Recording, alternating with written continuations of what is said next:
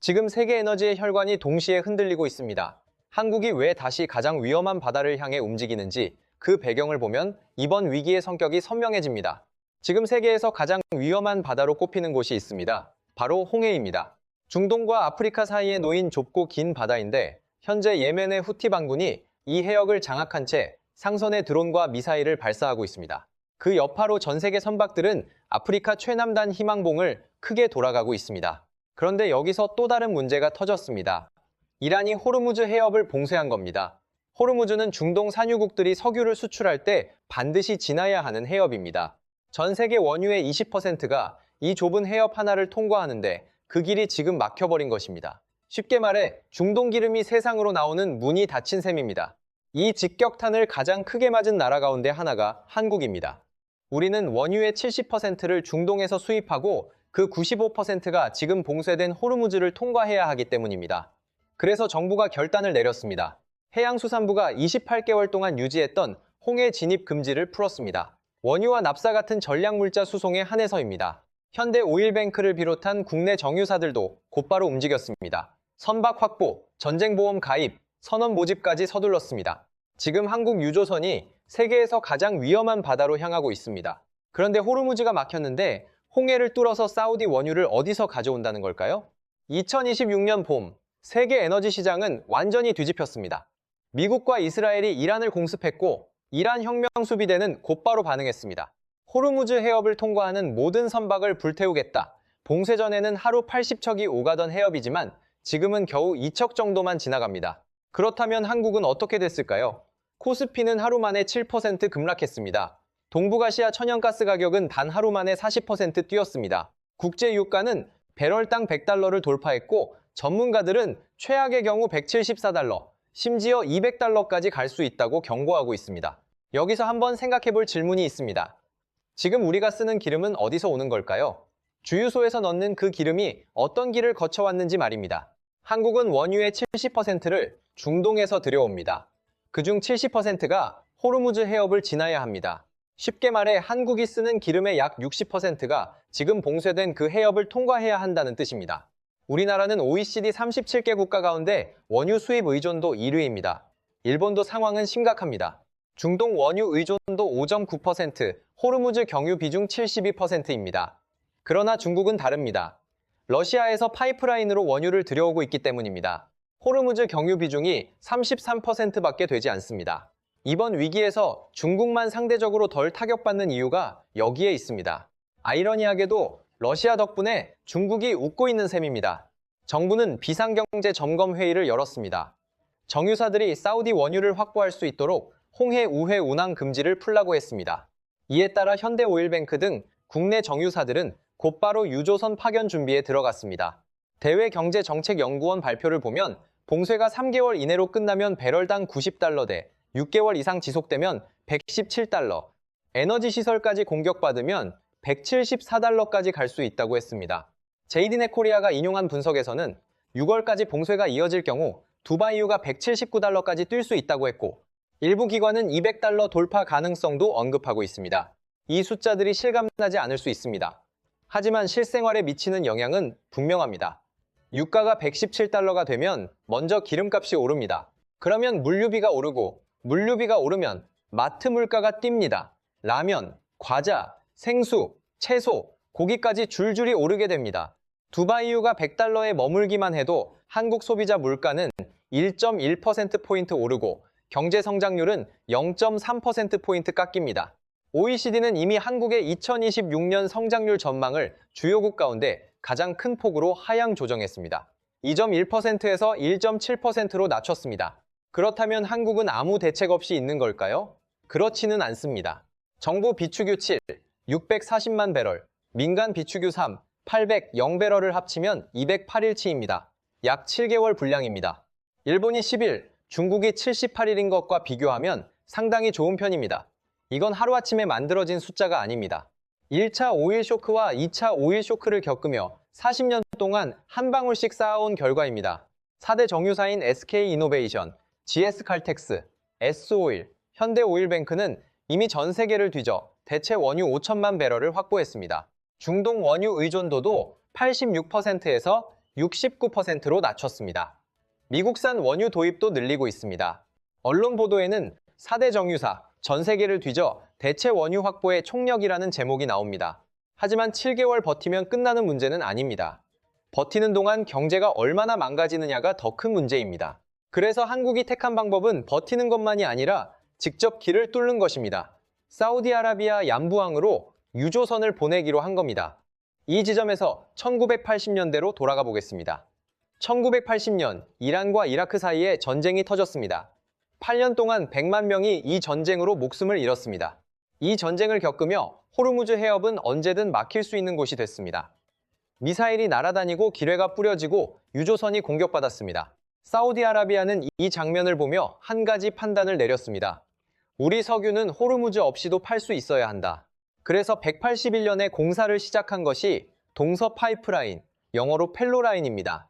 사우디 동쪽 유전지대인 아부카이크에서 서쪽 홍해 항구 얌부까지 무려 1200km를 잇는 파이프라인입니다. 서울에서 부산이 400km이니 서울과 부산을 3번 달리는 거리입니다. 50도가 넘는 사막을 가로질러 지하에 파이프를 묻은 것입니다. 이 파이프라인으로는 하루 최대 700만 배럴을 수송할 수 있습니다. 한국이 하루에 쓰는 원유가 2080만 배럴입니다. 이 파이프 하나가 한국 소비량의 2배 반을 감당할 수 있는 셈입니다. 더 중요한 점도 있습니다. 사우디는 이 파이프라인을 2019년에 다시 대대적으로 업그레이드했습니다. 왜 2019년이냐고요? 그때 이미 호르무즈가 다시 위험해질 수 있다는 걸 알고 있었던 겁니다. 2026년 실제로 봉쇄가 벌어졌을 때 사우디는 즉시 이 파이프라인을 풀가동했습니다. 봉쇄 직후 얌부항 선정량이 330% 급증했습니다. 기존 하루 110만 배럴에서 440만 배럴로 4배가 뛰었습니다. 초대형 유조선 VLCC 25척에서 30척이 양부항으로 집결했습니다. VLCC 한 척은 200만 배럴을 실을 수 있습니다. 3월 27일 보도에 따르면 이미 VLCC 한 척이 양부항에서 118만 배럴을 적재하고 한국을 향해 출발했습니다. 트레이딩뷰 보도에 따르면 3월 27일 기준 아람코가 얌부항에서 한국까지 VLCC로 무려 1200만 배럴을 이미 선적했습니다. UAE도 비슷합니다. 아부다비에서 아라비아 쪽 항구인 푸자이라까지 370km 파이프라인이 있습니다. 하루 180만 배럴을 수송할 수 있습니다. 지난달에는 이 푸자이라 항에서 출발한 UAE 원유 200만 배럴이 한국 여수항 GS 칼텍스에 도착했습니다. 한국 유조선도 그 흐름에 합류하기 위해 지금 움직이고 있는 것입니다. 문제는 얌부항으로 가려면 홍해를 통과해야 한다는 점입니다. 홍해 입구인 바브엘만데브 해협의 폭은 30km입니다. 이 해협을 후티 반군이 노리고 있습니다. 걸프국이 이란 전쟁에 개입하면 바브엘만데브도 봉쇄하겠다고 한 것입니다. 2026년 4월 2일 연합뉴스 보도입니다. 호르무즈 봉쇄, 바브엘만데브 봉쇄 위협. 한국 유조선은 이 이중 봉쇄 속으로 들어가겠다고 한 셈입니다.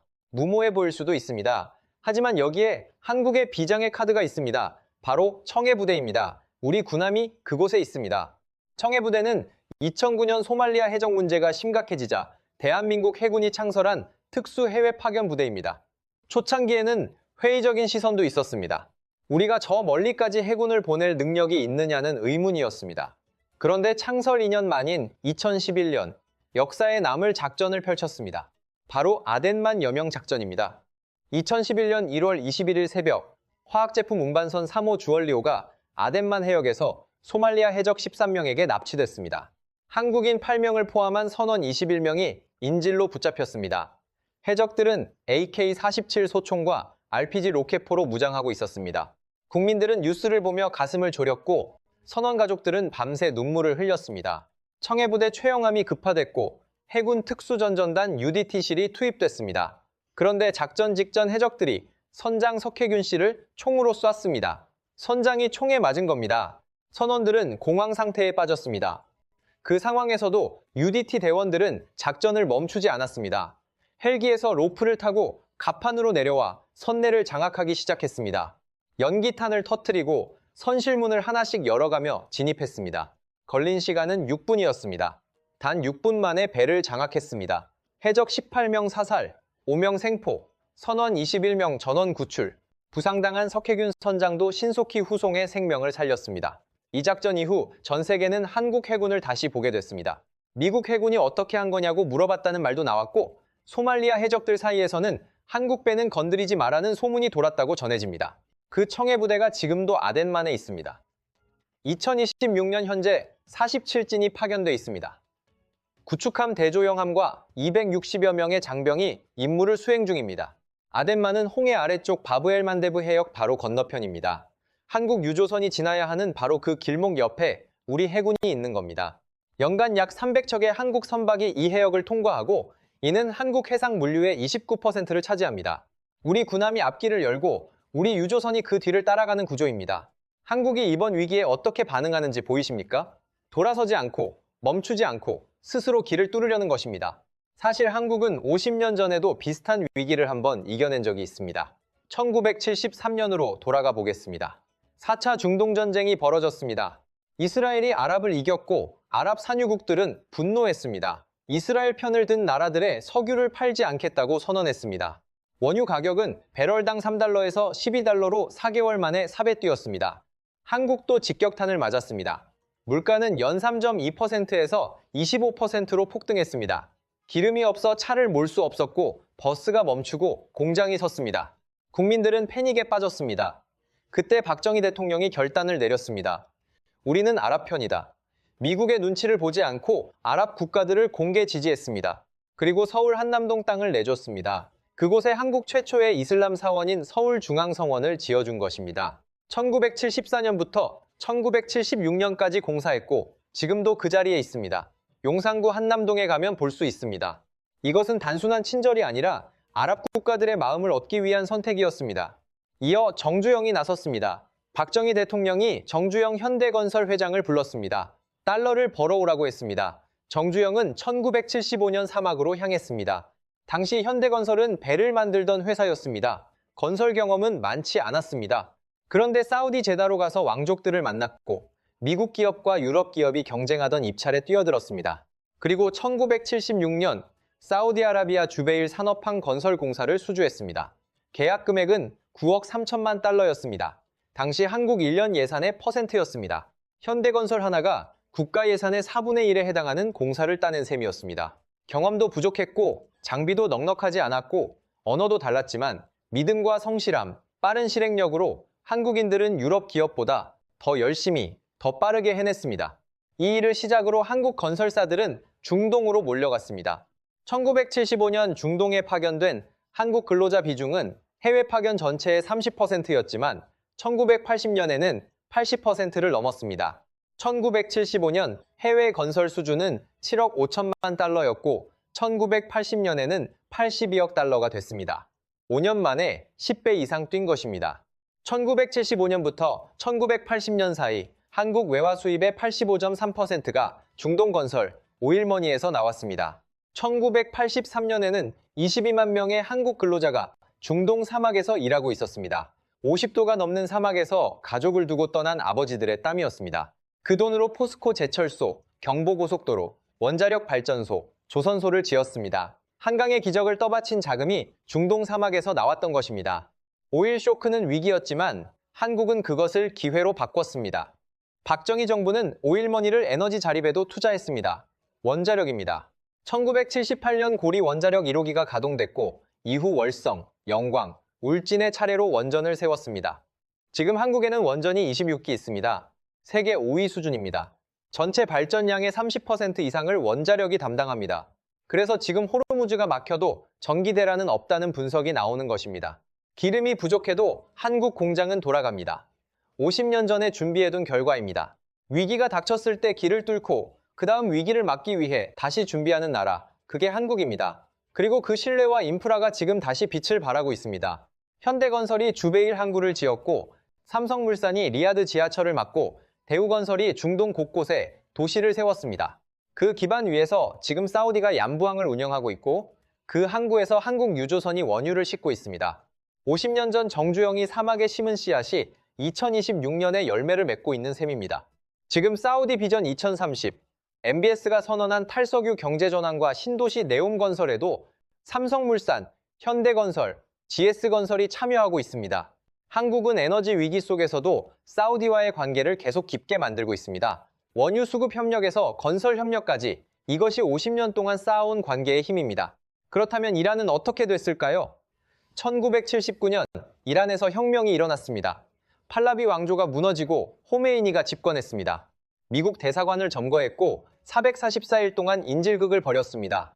미국은 우리의 적이다. 우리는 이슬람 혁명을 전 세계에 수출하겠다. 당시 이란은 중동의 강국이었습니다. 석유 매장량 세계 2위, 인구 6천만 명, 페르시아 문명의 후예, GDP는 한국의 5배였습니다.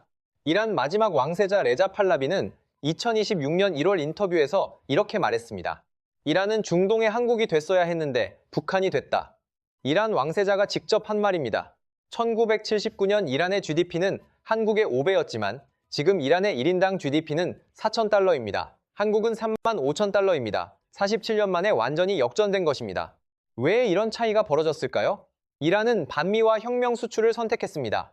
미국의 제재는 40년 넘게 이어졌습니다. 외환 보유고는 2018년 대비 72% 줄어 지금 338억 달러밖에 남지 않았습니다. 물가 상승률은 연 40에서 50%에 이릅니다. 국민들은 밥 먹는 일조차 버거운 상황에 놓였습니다. 그런데 석유 매장량은 여전히 세계 2위입니다. 땅 밑에는 기름이 넘치는데 국민은 가난합니다. 군사비는 연 79억 달러입니다. 대신 이란은 군사력을 보완할 비대칭 무기를 만들었습니다. 드론과 미사일입니다. 값싼 무기로 비싼 목표물을 공격하는 전략입니다. 호르무즈 봉쇄도 바로 그 전략의 일부입니다. 경제력에서는 이미 밀렸지만 해협 하나를 막는 것만으로도 전 세계를 위협할 수 있기 때문입니다. 반면 사우디는 미국과의 동맹을 강화했습니다. 오일 달러로 미국 국채를 사고 미국 무기를 샀습니다. 군사비는 연 803억 달러로 이란의 10배입니다. 그리고 가장 중요한 선택을 했습니다. 1981년 이란, 이라크 전쟁이 한창일 때 호르무즈가 막히면 우리 석유는 어떻게 팔 것인가 라는 질문에 대한 답으로 파이프라인을 땅속에 묻었습니다. 무려 40년을 준비한 것입니다. 그리고 2026년 이란이 호르무즈를 막았을 때 사우디는 이미 우회로를 갖고 있었습니다. 1200km 파이프라인, 하루 700만 배럴. 이것이 40년 전 결단의 결과입니다. 같은 자원, 같은 지역, 다른 선택, 다른 결과. 사우디 1인당 GDP 35, 0달러. 이란 1인당 GDP 4, 0달러. 이것이 국제정세를 읽은 나라와 읽지 못한 나라의 차이로 해석됩니다. 준비한 나라와 준비하지 못한 나라의 차이이기도 합니다. 이제 진짜 중요한 건 봉쇄가 얼마나 오래 가느냐입니다. 그 기간에 따라 한국 경제의 운명이 달라집니다. 첫 번째 시나리오는 조기 종전입니다. 3개월 이내입니다. 유가는 90달러대에서 유지되고 한국 비축유 208일이 버팀목이 됩니다. 정유사들의 대체 원유 확보로 수급도 안정될 수 있습니다. 경제 타격은 최소화됩니다. 이것이 베스트 시나리오입니다. 가능성은 있습니다. 이란도 장기 봉쇄는 부담스럽기 때문입니다. 이란의 외환 보유고는 338억 달러밖에 안 되고 2018년 대비 72% 줄어든 상태입니다. 봉쇄를 계속하면 이란 자신도 고립될 수밖에 없습니다. 미국, 영국, 프랑스, UAE도 움직이고 있습니다. WSJ는 UAE가 호르무즈 재개를 위해 지뢰 제거 작전에 군사적 지원을 검토하고 있다고 보도했습니다. 봉쇄가 영구적으로 이어지기는 어렵다는 해석이 나옵니다. 두 번째 시나리오는 장기 봉쇄입니다. 6개월 이상입니다. 유가가 117달러를 돌파하고 소비자 물가는 1.1%포인트 상승하며 경제 성장률은 0.3%포인트 깎일 수 있습니다. 여기에 후티 반군이 바브엘만데브까지 봉쇄하면 홍해 우회로도 막히게 됩니다. 사우디 양부항 접근도 어려워집니다. 이때가 진짜 고비입니다. 이 시점에는 에너지 다변화를 얼마나 빨리 추진하느냐가 승부가 됩니다. 세 번째 시나리오는 에너지 시설 공격입니다. 최악의 상황입니다. 유가는 174달러에서 200달러까지 갈 수 있고 JD넷 코리아는 6월까지 봉쇄가 지속될 경우 두바이유 179달러를 예측했습니다. 한국 GDP 손실은 3%포인트 이상 스태그플레이션, 즉 물가는 오르는데 경제는 멈추는 최악의 국면이 올 수 있습니다. 이는 2008년 금융위기보다 더 심각할 수 있다는 전망도 있습니다. 다만 이 세 번째 시나리오는 이란에게도 자살 행위에 가깝습니다. 에너지 시설을 공격하면 전 세계 군사력이 이란을 향할 수 있기 때문입니다. 그래서 이란이 그 선을 넘을 가능성은 낮다는 관측도 있습니다. 그 사이 한국은 버텨야 하고 뚫어야 하고 동시에 준비해야 합니다. 물론 반론도 있습니다. 홍해가 이렇게 위험한데 굳이 들어가야 하느냐는 지적입니다. 맞습니다. 위험합니다. 2023년부터 지금까지 홍해에서는 50척 이상의 선박이 공격받았고 여러 척이 격침됐습니다. 선원이 목숨을 잃은 사고도 있었습니다. 하지만 선택지를 봐야 합니다. 9,000km를 돌아 희망봉으로 우회하면 운임이 300까지 뜁니다. 양부에서 한국까지 VLCC 한 척 운임이 이미 2,800만 달러입니다. 평시의 2배입니다. 아무것도 하지 않으면 208일 뒤 진짜 위기가 닥칩니다. 그리고 우리에게는 청해 부대가 있습니다. 2011년 해적 13명을 6분 만에 제압했던 그 부대가 지금도 그 길목을 지키고 있습니다. 트럼프 대통령이 이렇게 말했다는 이야기도 나옵니다. 필요한 나라들이 알아서 하라는 취지였습니다. 미국은 자기 기름이 있습니다. 셰일 오일입니다. 호르무즈 의존도는 2%입니다. 우리에게는 이번 위기가 사활이 걸린 문제지만 미국에는 그렇지 않을 수 있습니다. 그래서 한국은 직접 움직이고 있는 것입니다. 정리해보겠습니다. 1973년 오일 쇼크 때 한국은 사막으로 갔습니다. 정주영이 주베일에 항구를 지었고 22만 명이 사막에서 일했습니다. 그 돈이 한강의 기적을 떠받쳤습니다. 사우디는 1981년에 파이프라인을 땅에 묻었습니다. 그리고 40년 뒤인 2026년 그 파이프라인이 세계 경제를 지탱하고 있습니다. 이란은 1979년에 혁명을 선택했습니다. 47년 뒤 우리는 중동의 한국이 됐어야 했는데 라는 왕세자의 탄식이 나왔습니다. 지금 한국도 또 하나의 선택 앞에 서 있습니다. 위험한 바다를 피할 것인가 아니면 직접 뚫을 것인가 이미 답은 나와 있습니다. 28개월 만에 홍해문을 열었습니다. 208일치 비축유를 쌓아뒀습니다. 청해부대가 그 길목을 지키고 있습니다. 4대 정유사는 전 세계를 뒤져 5천만 배럴을 확보했습니다. 위기가 올 때마다 포기하지 않고 길을 뚫어온 나라. 1973년 사막으로 달려갔고 2011년 6분 만에 해적을 제압했고 2026년에는 세계가 피하는 바다로 직접 들어가는 나라. 준비된 자만이 위기를 기회로 바꿀 수 있다는 말이 지금 한국에 다시 던져지고 있습니다. 사우디가 40년 전에 파이프라인을 묻었듯 한국도 지금 미래를 위한 길을 다시 파고 있는 것으로 보입니다. 이란은 중동의 한국이 됐어야 했는데 라는 말이 던지는 울림도 결국 여기에 있습니다. 위기 앞에서 무너지지 않고 오히려 그것을 발판으로 삼아 올라서는 나라, 그게 한국이라는 해석입니다.